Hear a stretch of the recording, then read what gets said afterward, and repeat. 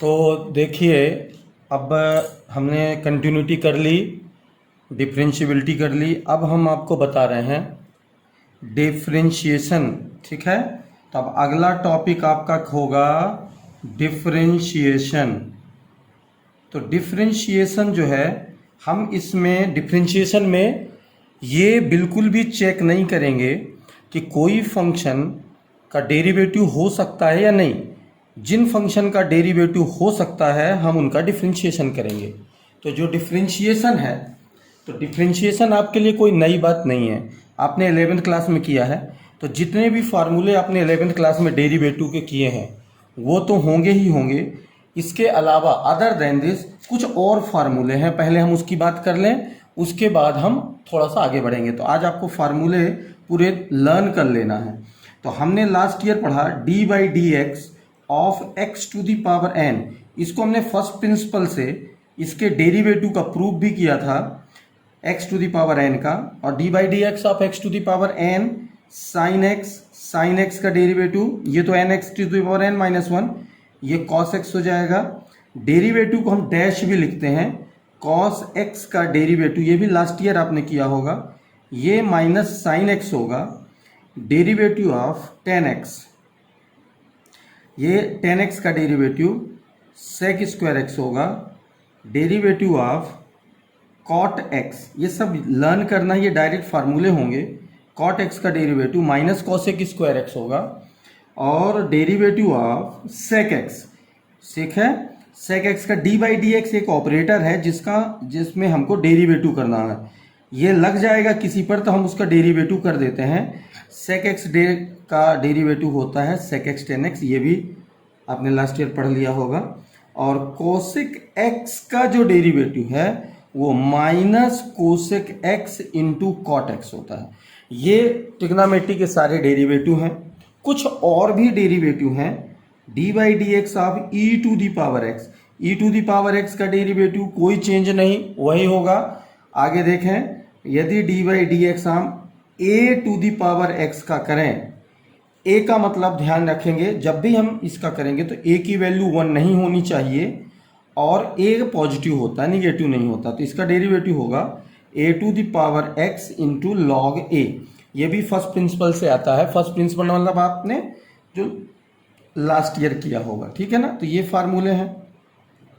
अब डेरिवेटिव एक और लिख लीजिए, D by d x of log x का डेरिवेटिव। लेकिन ध्यान ये रखना है कि लॉग एक्स का डेरिवेटिव कब होगा, जब इसके बेस में ई होगा। यदि बेस ई नहीं है तो लॉग एक्स का डेरिवेटिव हमको डायरेक्ट नहीं मिलेगा, हम बेस चेंज करेंगे। क्वेश्चन में देखेंगे कि बेस चेंज कैसे करते हैं, ध्यान देते जाएंगे। D by d x of, उसके बाद हम एक फार्मूला आपको और लिखेंगे जो जनरली बुक में नहीं है, ये डायरेक्ट फार्मूले की तरह हम यूज़ करेंगे। बुक में तो है 1/x, लेकिन फार्मूले के तौर पर नहीं है। 1/x का डेरिवेटिव, वन कांस्टेंट जो है कॉपी करना, इस पर साइन माइनस का लगाना और इसका ही एक पावर बढ़ा देना। तो इसका हम यूज़ कई जगह करते हैं। फॉर एग्जाम्पल, यदि आपको D by d x of 1/x square का डेरिवेटिव चाहिए तो आपको क्या करना होगा, इसकी देखिए, अब आपको एक ट्रिक सिखा रहा हूँ। 1 ऊपर है, कोई दिक्कत नहीं, इसकी पावर 2 है, इसकी पावर 2 को माइनस साइन के साथ लिखें, सिर्फ पावर को लिखें और इसकी एक पावर बढ़ा दें। और देखिए, मैं एक और लिख रहा हूँ, डी बाई डी एक्स आप मान लीजिए आपके पास 1/x क्यूब है, तो ये 3 पावर है नीचे, उसको -3 बढ़ा के, ये कोई फार्मूले नहीं है, ये x की पावर n से ही होंगे, इस फार्मूले से होंगे। कैसे होंगे, आपने डी बाई डी एक्स किया, आपने x की पावर 3 को आपने -3 लेके गए, ये फार्मूला लगाया, n की जगह क्या लिखा हुआ है, पावर -3, तो -3 x की पावर -3 -1, और आपने देखा -3 और x की पावर माइनस नीचे जाके 4 हो जाएगी। ये देखो आपको मिल गया, तो आपका समय बचेगा, टाइम बचेगा। तो इसको भी आप लर्न कर लेंगे। एक और आप लर्न कर लेंगे, डी बाई डी एक्स आप रूट एक्स, रूट एक्स का डेरिवेटिव आपको कई जगह आपको दिखाई देगा। तो रूट एक्स का जो डेरिवेटिव है वो आपका हो जाएगा 1/2 रूट एक्स। तो इस तरीके से ये फार्मूले आपको तैयार करने होंगे। इसके बाद देखिए ध्यान से, हम फार्मूले तो तैयार कर लेंगे, कोई दिक्कत नहीं है। अब हमने इनवर्स ट्रिग्नोमेट्रिक फंक्शन पढ़ा हुआ है। इनवर्स ट्रिग्नोमेट्रिक फंक्शन में एक चीज़ जो ध्यान में आती है कि साइन इनवर्स एक्स से लेके cosec inverse, there are 6 inverse जो बेसिक्स हैं, जो 6 ट्रिग्नोमेट्रिक फंक्शन होते हैं उनका इनवर्स, उनके डेरिवेटिव भी हम लिख लेंगे। कैसे आएगा ये बाद में बात कर लेंगे। साइन इनवर्स एक्स का जो डेरिवेटिव है वो आपको मिलेगा 1/√1 minus x square D by d x of cos inverse x का जो डेरिवेटिव है वो -1/√1 माइनस एक्स स्क्वायर मिलेगा। ध्यान देते जाएंगे। D by d x of tan inverse x का डेरिवेटिव, ये सब प्रूफ आपको 1-2 बता दिए जाएंगे, आपको पता चल जाएगा ये कैसे क्यों आ रहा है। 1/1 प्लस एक्स स्क्वायर आएगा, derivative of cot inverse x आएगा, और कॉट इनवर्स एक्स का डेरिवेटिव माइनस लगा दीजिए, इसी में माइनस लगा दीजिए तो आपको ये मिल जाएगा। आपको तैयार कर लेना है।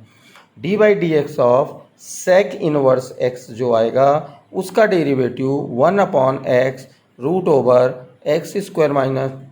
- 1 आएगा। यहाँ पर ध्यान ये देखना है, x की जो वैल्यू होती है ये -1 ग्रेटर देन -1 लेस देन, मतलब जो सेक इनवर्स एक्स का वो होता है।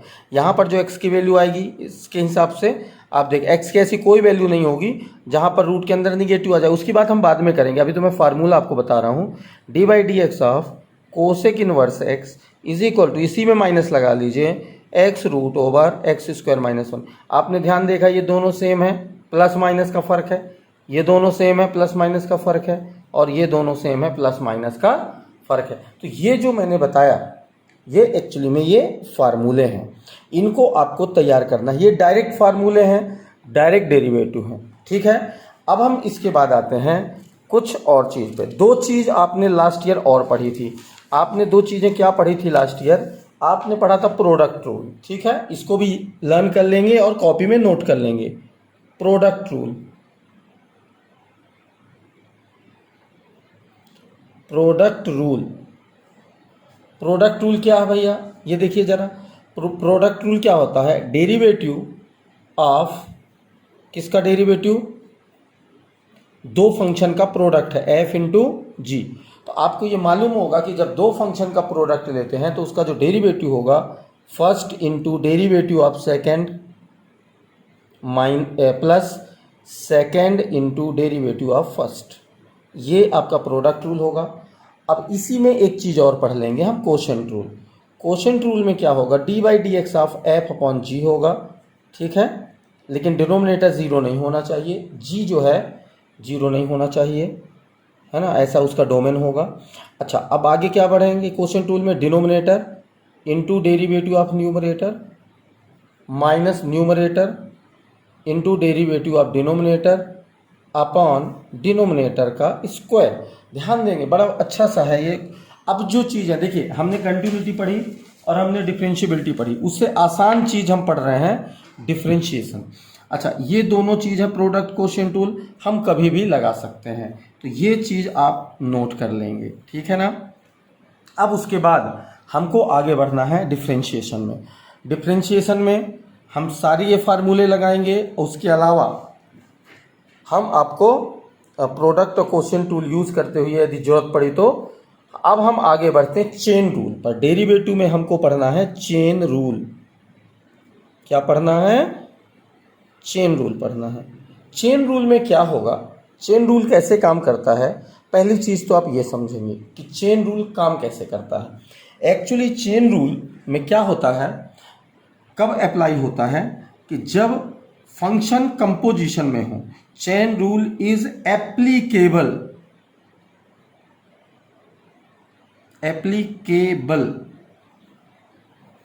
इन फंक्शन ऑफ फंक्शन। कब एप्लीकेबल होगा? Function of function. पता है फंक्शन ऑफ फंक्शन को हम कंपोजिशन भी बोलते हैं। क्या बोलते हैं? कंपोजिशन। आपको फर्स्ट चैप्टर में कंपोजिशन मैंने फंक्शन बहुत पढ़ाया था, आपको याद होगा, f composed with g and g composed with f। तो ये चेन रूल एप्लीकेबल होगा जब उसमें कंपोजिशन होंगे। अब कंपोजिशन में ये काम कैसे करेगा? जैसे हम एक सिंपल सा क्वेश्चन लेंगे, बिल्कुल सिंपल लेंगे, और एक चीज़, चलिए कंपोजिशन के बारे में आप ये जान लीजिए कि यदि आपको चेन रूल में दिक्कत है, तो जब तक चेन रूल में दिक्कत है, जब तक आप कुछ और पढ़ाई नहीं करना डिफरेंशिएशन में, क्योंकि चेन रूल के बिना कुछ नहीं होगा, कुछ भी पॉसिबल नहीं है, एक शब्द पॉसिबल नहीं हो पाएगा, आपका परेशान हो जाएंगे। तो चेन रूल मेन है, इसको थोड़ा सा ध्यान से समझना हो। डायरेक्ट डेरिवेटिव हमने कर लेंगे, प्रोडक्ट कोशेंट लगा देंगे, लेकिन चेन रूल में क्या करना, जैसे देखिए आपको मैंने एक फंक्शन लिखा, चलो y लेता हूँ, y is equal to sine of 3x, मैंने एक फंक्शन लिखा। ध्यान दीजिए, y न लिख के y की जगह कई बार f ऑफ x भी लिखते हैं और y भी लिखते हैं, एक ही बात है। अभी देखिए y is equal to sine 3 of x में, इसमें दो फंक्शन का कंपोजिशन है। इसमें कितने फंक्शन का कंपोजिशन है?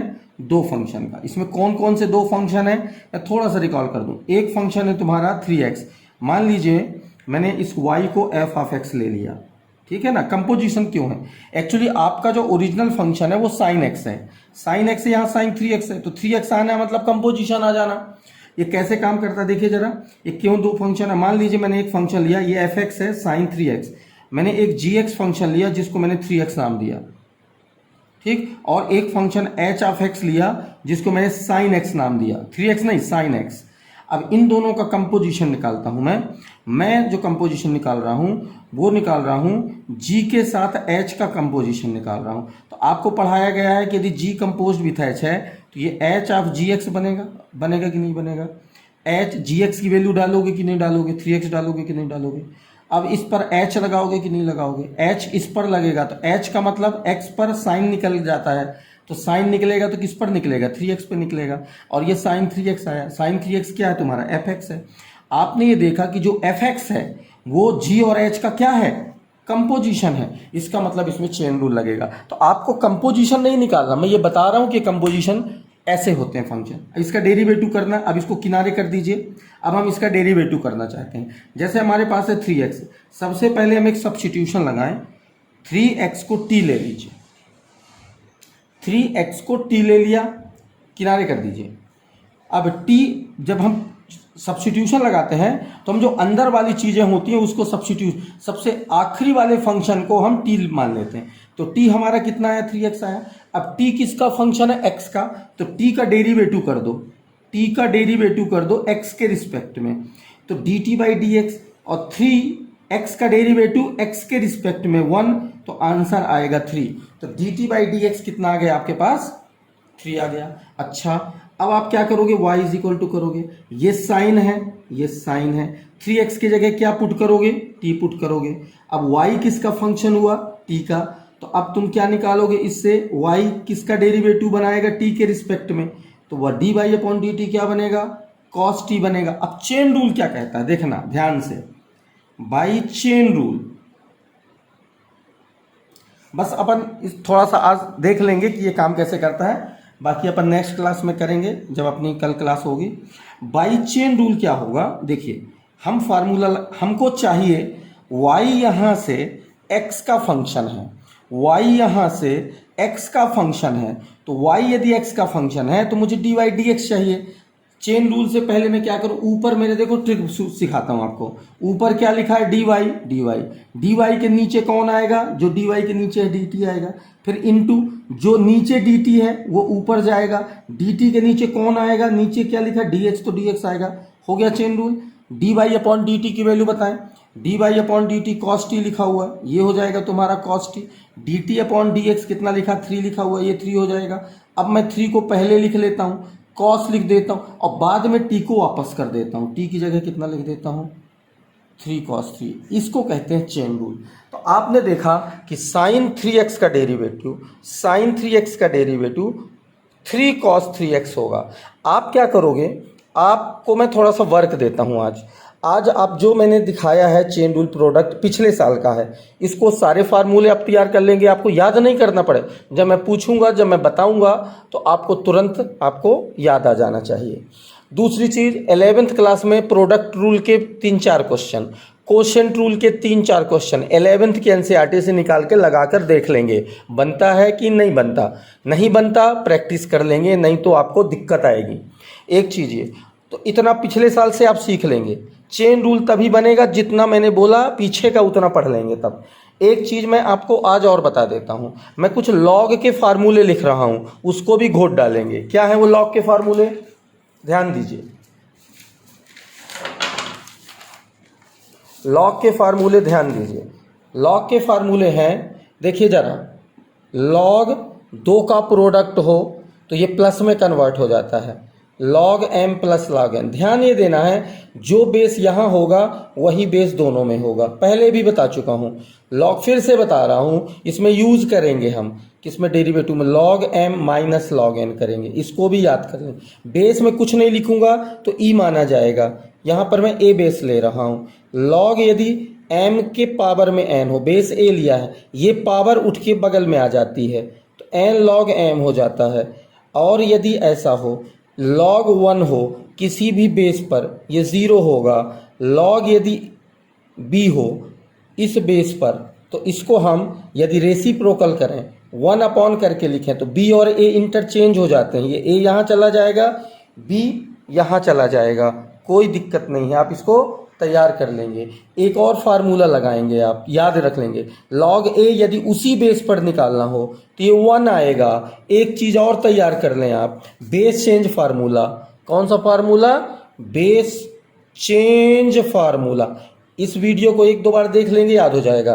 बेस चेंज फार्मूला क्या है कि मान लीजिए हमारे पास log b to the base a है, हम a बेस नहीं चाहते, हम बेस को c चाहते हैं, तो c कर दिया मैंने, a हटाया c किया। इसके लिए आपको log a से डिवाइड करना हो, जो बेस है उसके log से डिवाइड करना होगा, लेकिन जो बेस तुम चेंज करोगे वही बेस यहाँ भी लिखना होगा। ये बहुत इंपॉर्टेंट है, ये सारे इंपॉर्टेंट है लॉग के फार्मूले, इतना तैयार कर लेंगे। अच्छा, इतना तैयार करने के बाद आज आपको क्या दे रहा हूँ, और एक चीज होमवर्क दे रहा हूँ। क्या दे रहा हूँ, ट्रिग्नोमेट्री के फार्मूले एकदम घोट लेना, क्योंकि ट्रिग्नोमेट्री फिर से आपकी जिंदगी में आने वाली है। ट्रिग्नोमेट्रिक फार्मूला, पिछले साल के जितने फार्मूले हैं, हर फार्मूला आपकी जबान पे होना चाहिए, चाहे साइन 2a हो, चाहे कॉस 3a हो, चाहे टेन 2a हो, चाहे साइन a प्लस b हो, चाहे sine c plus sine d का फार्मूला हो, या और कोई भी फार्मूला हो, आपके जबान में होने चाहिए। इस तरीके से यदि आप इतना कर लेंगे तो कल के बाद जब भी क्लास लगेगी तो आपको तकलीफ नहीं होगी। तो इतना मैं वीडियो बना के आपको भेज रहा हूँ, आप 1 घंटे मेहनत करेंगे, 1 घंटे से ज़्यादा नहीं लगेगा। In 1 hour you can do all these things. तो 1 आवर आज आप इन्वेस्ट करिए, इसको वेस्ट नहीं, इसको इन्वेस्ट बोलते हैं। ठीक, तो आप इतना करेंगे और कल की क्लास में ये कंटिन्यू रहेगा। ठीक है, इतना ध्यान रखेंगे। ठीक।